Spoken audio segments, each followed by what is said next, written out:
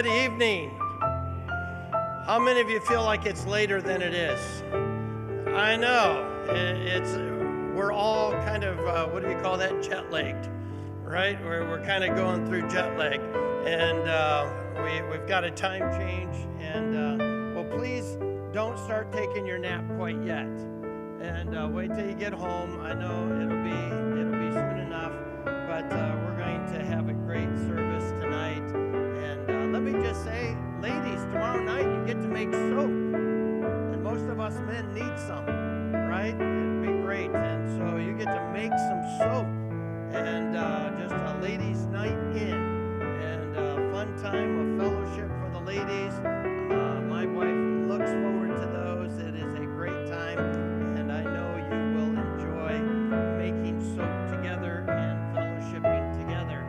Pray for the Weigels. They'll be making their way back from Bob Jones in Greenville, South Carolina this week. And they're staying in order to do some teacher recruitment and to be able to make some contact with potential future teachers. And we have found that if we can nurture those relationships early in their freshman, sophomore year, that we get ahead of the game in having a relationship with those specifically in the fields that we may need to have some help in the future. And so we are always looking for the new class of teachers that will be coming up and building relationships with them. And so they will be there for a couple of days doing that and then flying back to Michigan. And so pray for them.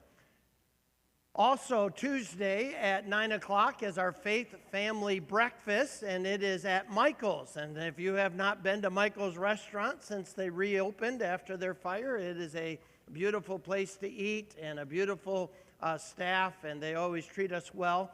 And so the Johns have told me that there's only like 12 people signed up, and so if you're planning to join us for breakfast, 9 o'clock, on Tuesday, please make sure you sign up. That is also a great time of fellowship, a great time to just meet together and eat together and enjoy one another's fellowship. Maybe meet some new friends and maybe sit with somebody you haven't sat with before.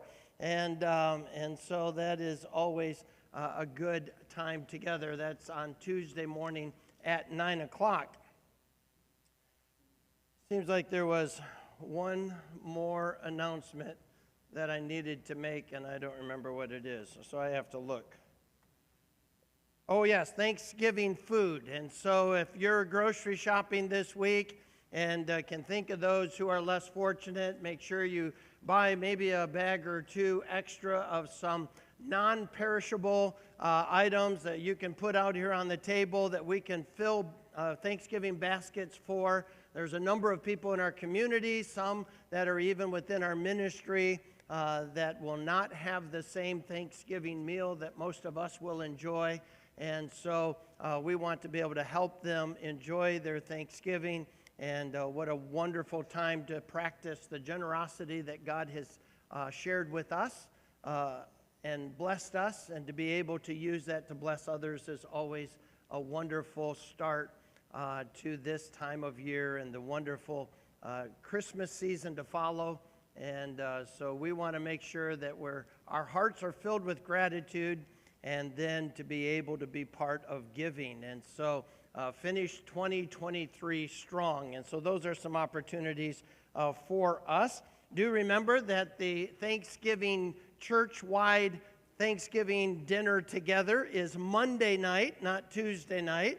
And we have moved it to Monday night because your pastor's a cheapskate. And that's enough. That's the reason. I didn't want to spend $500 a ticket. I didn't have to. And my wife and I are going to see grandbabies for Thanksgiving. And we'll see our kids, now and again. But anyway, we all know why we're going. And so actually my daughter-in-law is in a mini marathon. And we're going to be able to cheer her on as she's training for a marathon in March. And this one's a half marathon. And so how many of you would like to go run 13 miles? Okay, great. How many of you would just assume not? Okay, that's the majority of us. There's a few that like to run, and that's great. I used to, and now I just like to cheer people on that run. All right, I think that's all of the announcements that I have. We're going to have a word of prayer, and then Peter's going to come and lead us in some singing. Father, thank you for your church that you've called each of us to be a part of tonight. We're thankful for the opportunity to open your word and to study it. And Lord, as we look into Proverbs 18 and what an unfriendly person looks like, I pray, God, that we would glean some things that